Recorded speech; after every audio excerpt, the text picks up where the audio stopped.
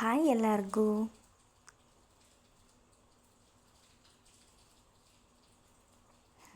Bill ಬಟ್ಟೆ ಎಲ್ಲ ಮುಡ್ಚಿಡ್ತಾ ಇದ್ದೀನಿ. ನೆಕ್ಸ್ಟ್ ದೇವ್ರ ಕೋಣೆ ಒರ್ಸಕ್ಕೆ ಹೋಗೋಣ ಅಂತ ಹೇಳಿ ಬೇಗೆಲ್ಲ ಮುಡ್ಚಿಟ್ಟು ಇವಳ ಜೊತೆಗೆ ಸ್ವಲ್ಪ ಆಟ ಆಡಿ ದೇವ್ರ ಕೋಣೆ ಒರ್ಸಕ್ಕಂತ ಹೋದೆ.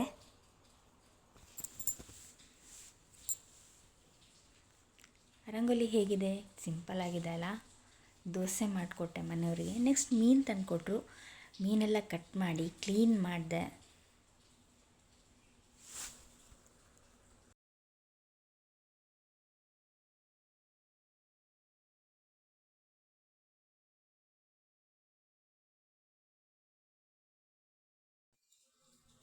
ಸಾರಿಗೆ ರೆಡಿ ಮಾಡಿ ಮೀನು ಸಾರು ಆಯಿತು. ನಮ್ಮ ಮನೆ ಪಕ್ಕದಲ್ಲಿ ನವಿಲು ಬಂದಿತ್ತಾಯ್ತಾ, ಅದು 3 ನವಿಲು.